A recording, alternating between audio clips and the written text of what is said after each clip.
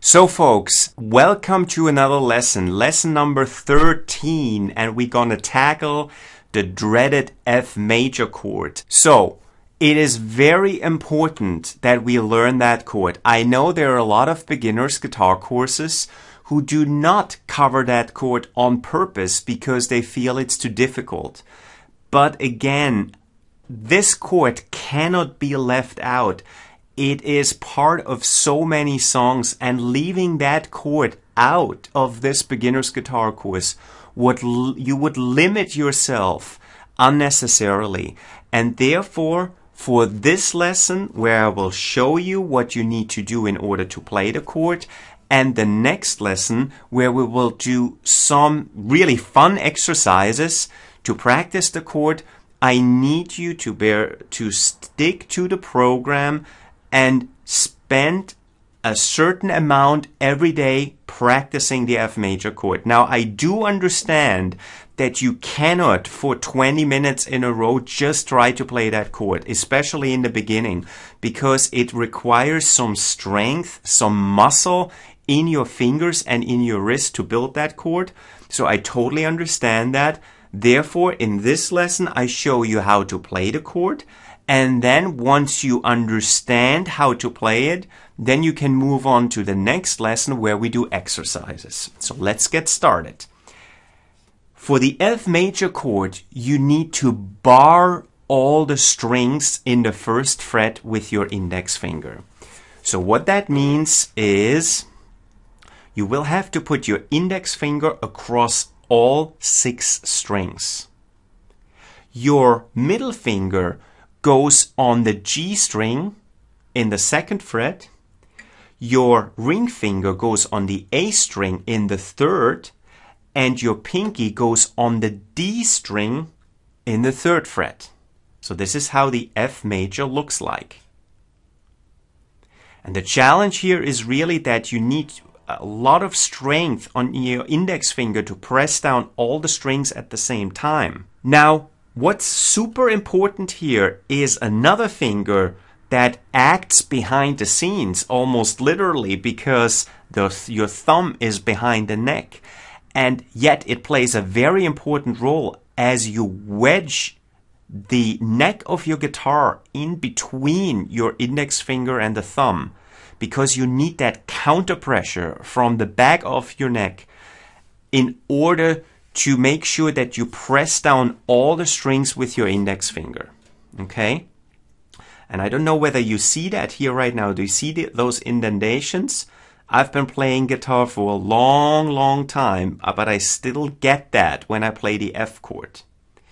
That's normal, and it is also normal that it hurts, and it's also normal that it doesn't sound right in the beginning. Therefore, you have to keep practicing the chord. So, here is how it's supposed to sound like.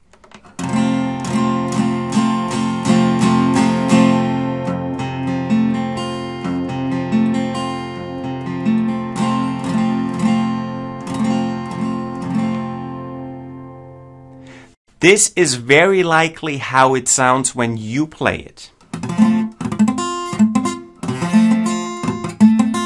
I'm not trying to make fun of you, because I've been there, and so have all the other guitarists before you who had to go over that hurdle.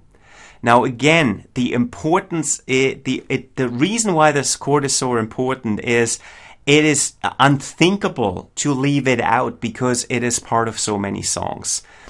And another important factor is you can use the exact same finger position we have right here in any other fret, meaning that chord you can shift all across the fretboard, and we do an exercise with regard to that in the next lesson.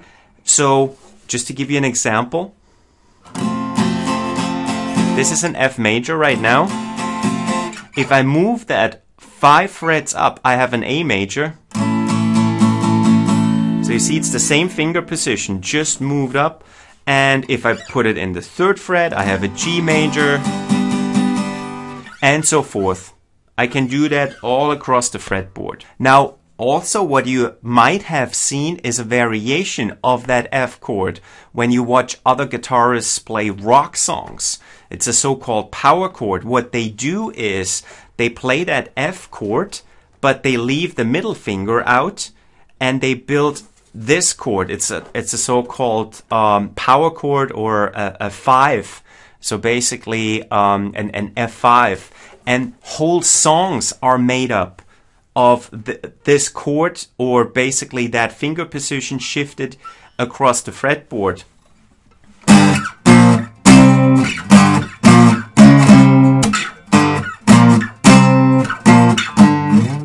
Just to give you an example, we're not in the right key, but just for demonstration purposes.